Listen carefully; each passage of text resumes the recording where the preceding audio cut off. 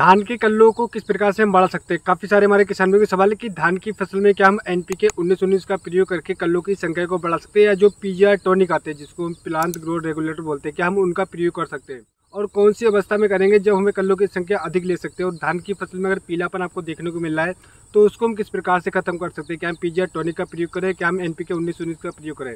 तो आज की वीडियो में आपके सारे सवालों के जवाब आपको मिलने वाले कि धान की फसल में कल्ले बढ़ाने के लिए आपको कौन सा प्रयोग करेंगे। एनपीके 19-19 करें तब आपको अच्छे कल्लों की संख्या मिलेगी, या फिर आप पीजीआर टॉनिक का प्रयोग करें तब आपको बहुत ही अधिक कल्ले मिलेंगे। तो इसके लिए आप इस वीडियो को पूरा लास्ट तक देखते रहिएगा।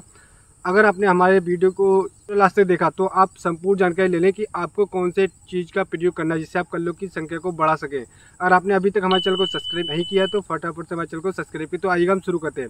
सबसे पहले हम बात करते हैं कि पीजीआर टॉनिक हमारी जो फसल होती है धान की फसल उसमें किस प्रकार से कार्य करता है।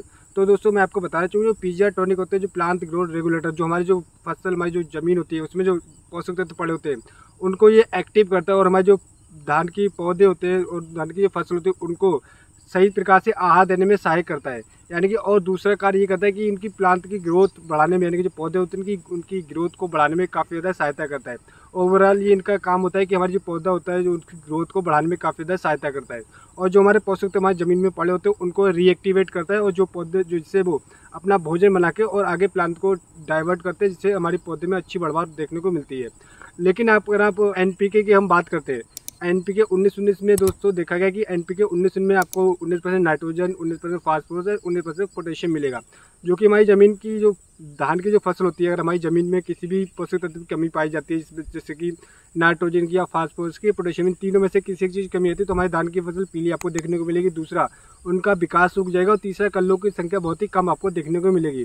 तो ये जो सहायता करता है जो नाइट्रोजन एनपीके 19-19 से ये नाइट्रोजन, फास्फोरस, पोटेशियम की पूर्ति करता है। अब बात करते हैं कि हमें किस चीज़ का प्रयोग करना चाहिए। क्या हम एनपीके 19-19 का प्रयोग करें, या फिर क्या हम बायोबीटा या फिर जो सागरिका जो प्लांट ग्रोथ रेगुलेटर आते हैं उनका प्रयोग करना चाहिए। तो दोस्तों मैं आपको यहाँ पर बताना चाहूँ कि अगर आप बायोबीटा या फिर कोई भी लिक्विड पीजीआर टॉनिक का प्रयोग करते हैं तो उसमें ये होता है कि अगर आप खाली लिक्विड का प्रयोग करें तो आपको कोई भी अच्छा रिजल्ट देखने को नहीं मिलेगा। उसके साथ में आपको कोई भी खाद देने की आवश्यकता पड़े, जैसे कि यूरिया के साथ में आप डाल सकते हैं या फिर किसी अन्य खाद के साथ में डाल सकते, तभी आपको इनका अच्छा रिजल्ट देखने को मिलेगा। और वहीं बात करें, यानी कि ओवरऑल बात करें तो कि अगर आप कोई भी पीजीआर डालें तो उसके साथ में आपको एक सहायक खाद का अवश्य प्रयोग करना पड़ेगा, तभी आप इससे अच्छा रिजल्ट ले सकते हैं। और वहीं बात करते हैं कि अगर आप एनपीके 19-19 का प्रयोग करेंगे तो आपको दोस्तों कोई भी और खाद का प्रयोग करने की आवश्यकता नहीं पड़ेगी।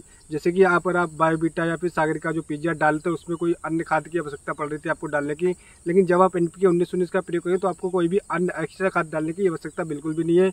और जो आपकी धान की फसल में जो कमी थी नाइट्रोजन, फास्फोरस, पोटेशियम, तीनों की अगर कोई भी कमी देखने को मिलती है, धान में आपके पीलापन है, वो कमी जब पूर्ति हो जाएगी तो पीलापन भी आपका ऑटोमेटिक खत्म हो जाएगा, वहीं पर आपकी कल्लों की संख्या और धान में एकदम हरापन आ जाएगा, यानी कि आपका खेत एकदम हरा भरा दिखाई देगा, भाई आपकी कल्लों की संख्या भी बढ़ती हुई दिखाई देगी। तो आप इन दोनों में से किसी भी चीज़ का प्रयोग कर सकते हैं, लेकिन दोस्तों आपको ध्यान रखना है कि आपको इनका एक सही समय पर प्रयोग करना है।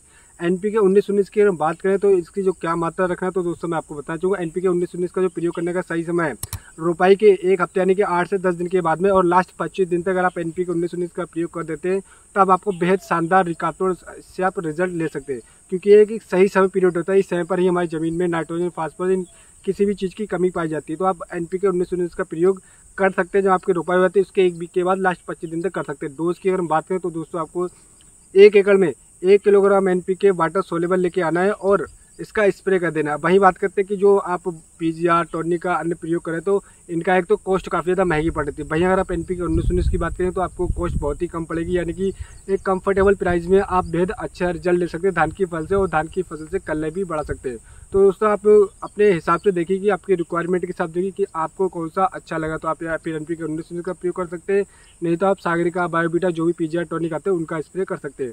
अगर आप एनपीके 19-19 का प्रयोग हो सकता है आपको ये भी अच्छा रिजल्ट दे सकती है, नहीं तो आपको जो बायोबीटा या फिर जो पीजीआर टॉनिक लगा रहे आप उसका भी अच्छा रिजल्ट दे सकते हैं। तो बाकी जो हमारे किसान में इन दोनों का प्रयोग कर चुके हैं वो अपनी राय बता सकते हैं आपको किस चीज़ ने अच्छा रिजल्ट दिया, तो आप हमें कमेंट करके जरूर बता सकते हैं। एक बात मैं और दोबारा बता दूं कि आपको डोज अगर आप एनपीके 19-19 ले रहे हैं तो आपको 1 एकड़ प्रति एकड़ के हिसाब से लेना, और 140 से लेकर 150 लीटर में घोल तैयार करके आपको स्प्रे कर देना है। तो इस तरीके से आप करेंगे तो आपकी जो धान की फसल में उसमें जो समस्या खत्म हो जाएगी और कल्ले की संख्या आपकी बढ़ा सकते हैं। तो उम्मीद करते हैं दोस्तों वीडियो आपको हमारा पसंद है। अगर वीडियो आपको पसंद आया ही है तो हमारे चैनल को सब्सक्राइब करिए और इस वीडियो को ज़्यादा से ज़्यादा शेयर करिएगा, जिससे जो हमारी जानकारी हमारे सभी किसान भाई तक पहुँच सके। तो मिलते हैं अगली वीडियो में अगली जानकारी के साथ, जब तक के लिए धन्यवाद दोस्तों।